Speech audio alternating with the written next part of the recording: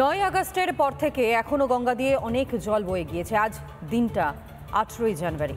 কিছুক্ষণ বাদেই রায়দান শিয়ালদহ আদালতে, কিন্তু রায়দানের দিকে যেমন তাকিয়ে রয়েছেন অভয়ের বাবা মা, ঠিক একই রকমভাবে গোটা দেশের মানুষও তারাও তাকিয়ে রয়েছেন। কারণ এই রকম নাগরিক আন্দোলন এর আগে কবে মানুষে দেখেছেন তা হয়তো সত্যি স্মরণে এই মুহূর্তের কারণেই।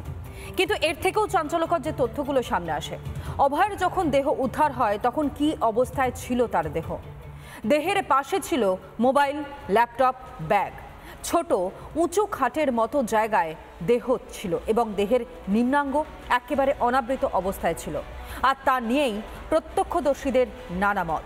সূত্র মারফত এমনটাই খবর, যদিও গোটা বিষয়টি তদন্ত করে দেখেছেন যেমন একদিকে কলকাতা পুলিশের আধিকারিকরা, ঠিক তার পাশাপাশি তদন্তভার যায় কেন্দ্রীয় তদন্তকারী সংস্থা সিবিআই এর হাতে। আর এদিকে আরজি করের হত্যাকাণ্ড, আরজি করে যে নারকীয় হত্যালীলা চলেছে সেখানে মূল অপরাধী কে? যদিও বিচার ব্যবস্থায় যার নাম এই মুহূর্তে সামনে আসছে সে হচ্ছে সঞ্জয় রায়। একদিকে কলকাতা পুলিশ, অন্যদিকে সিবিআই। তারা স্পষ্ট করে বলেছেন যে এই ঘটনার সঙ্গে সঞ্জয় রায় যুক্ত।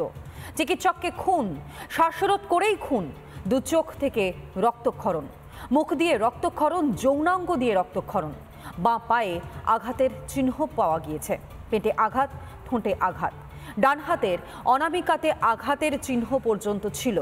নীল তোষকে মিলেছে রক্তের দাগও, এমনকি ধস্তাধস্তির চিহ্ন কার্যত স্পষ্ট। যেমনটা আপনাদেরকে জানাচ্ছিলাম যে প্রত্যেকটা মুহূর্তের দিকে নজর কিন্তু রিপাবলিক বাংলারও ছিল একেবারে প্রথম দিন থেকে, এবং আজ যখন রায়দানেরও সময় চলে এসেছে সেই খবরের সবার প্রথম আপনাদের সামনে আমরাই তুলে ধরবো। তবে এখন সময় ছোট্ট একটা বিরতির, ফিরে আসছে এখনই, সঙ্গে থাকুন। নানা ধরনের কন্টেন্ট দেখার জন্য লাইক করুন, শেয়ার করুন আমাদের ফেসবুক পেজ, সাবস্ক্রাইব করুন আমাদের ইউটিউব চ্যানেল। পাশাপাশি অন্যান্য ব্রেকিং নিউজের জন্য অবশ্যই চোখ রাখুন রিপাবলিক বাংলায়।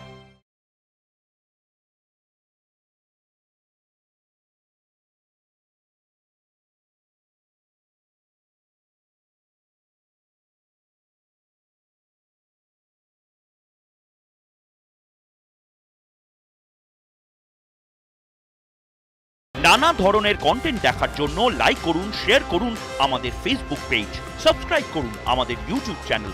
পাশাপাশি অন্যান্য ব্রেকিং নিউজের জন্য অবশ্যই চোখ রাখুন রিপাবলিক বাংলায়।